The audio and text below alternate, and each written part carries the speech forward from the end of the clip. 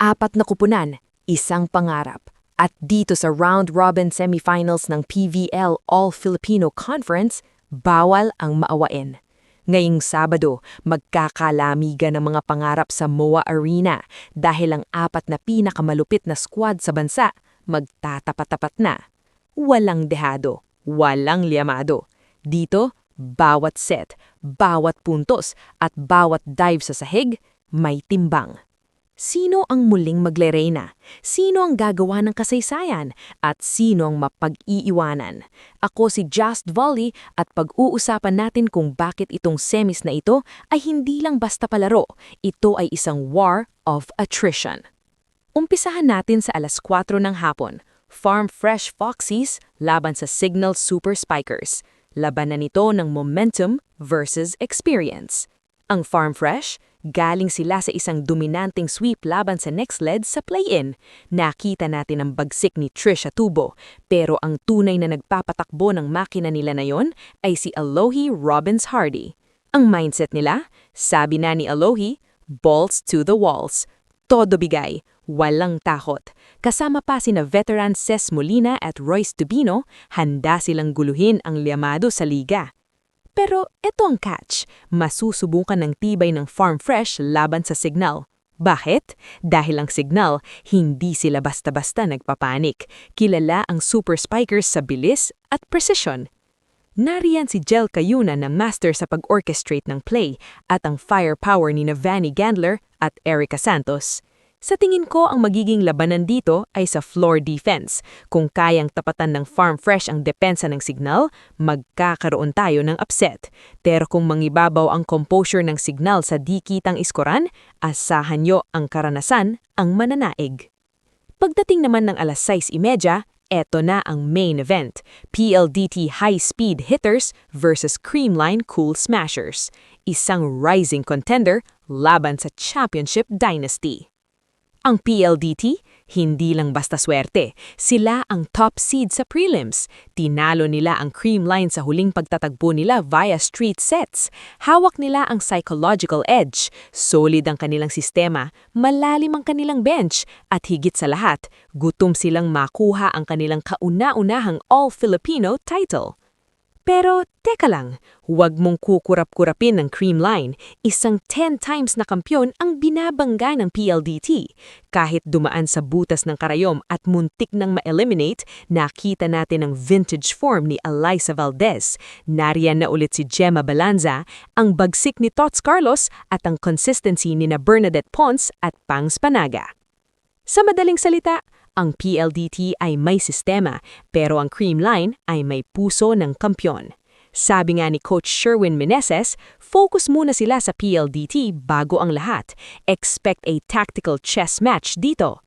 Ang setter battle ni Kyle Negrito at Kim Fajardo ang magdidikta kung kaninong atake ang mas magiging epektibo.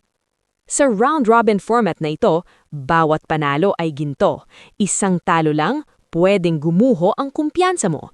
Dito masusubukan ng endurance ng mga players, hindi lang ito tungkol sa kung sino ang mas malakas pumalo, kundi kung sino ang mas matibay ang sikmura kapag nasa dulo na ng 5th set. Sino sa tingin nyo ang dalawang kuponang papasok sa finals? Farm Fresh na ba ang bagong mukha ng semis? O itutuloy ng Signal ang kanilang pagiging banta? Kaya bang panindigan ng PLDT ang pagiging number 1 o ipapaalala ng Creamline kung bakit sila ang tinaguriang the greatest of all time sa PVL? 4 na teams pero 2 lang ang matitira. Siguradong madugo ang labanan nito. Huwag kalimutang mag-like, subscribe at i-comment ang inyong predictions sa ibaba. Muli, ako si Joust Volley, hatid ay balitang diretso at walang paligoy-ligoy. Kita-kits sa MOA Arena. Please say to my vlog, yo, follow me. Follow who? Me. Please say to them, follow me. And Follow me. on Facebook. Me, Buding. Not you. Buding. Ma, sister. Follow Buding on Facebook. Thank you.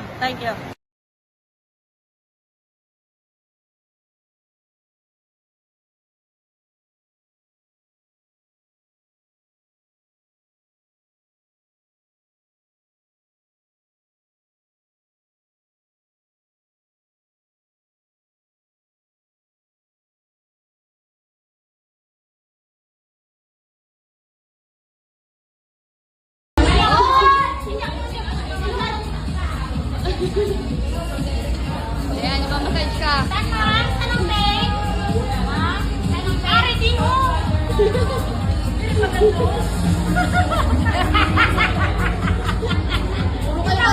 Mga ilongga na to.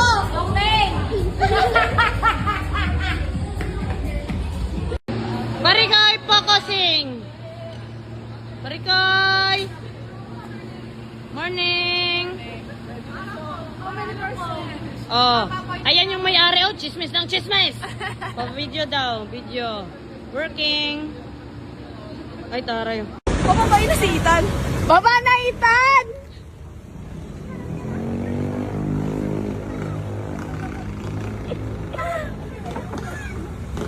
Parang may kumakatok. May naiwan ba? May naiwan? Parang may kumakatok dyan. Parang may kumakatok. Wait lang, may kumakatok. Aso lang yan, aso! Ay, aso? Aso! Ah, dyan lang yun. Nagkain ka naman dyan, ah! May flashlight yung dog. Ay, ibang dog to. Ba't may flashlight yung dog? Ala na, wala na yung susi. Eh, nasuffocate. Let's eat. Pawis ka. Oy! Mali ka na naman. Ano yung pawis na pawis? It's English. I'm wet. Dito po. Oo, tidi daw. Pero, mas Oo. Ang pogi. Ang pogi. Parang pa-party lang, ha? Sexy ng damit. Pang-kargador yung damit. Ano ba problema mo? Sinabit-sabit ka pa. Paano ang warm-up? Nag-warm up na ako kanina. Oh, sipag. Gusto mo, bro? Bro? Alam ni Pops yan. Oh. Pawis na ako kanina. Oo. Ano chismis? Ano chismis sa inyo? Chismusa. Ha? Ang chismis daw. Anong chismis sa Ilonggo?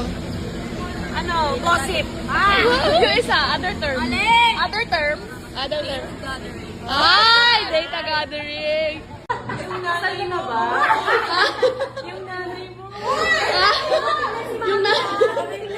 Ay, wag mo tignan! Ay! Iba yung kakabang anong ganito kasi.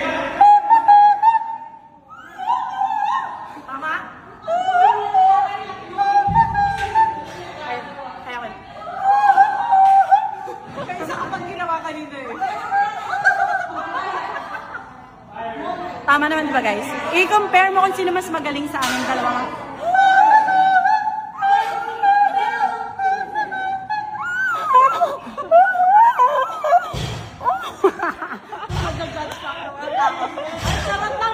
Bonggay, you know. Hi guys!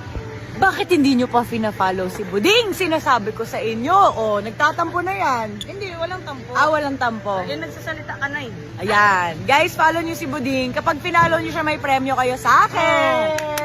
Baka naman, Titan. Oh, baka Yusana.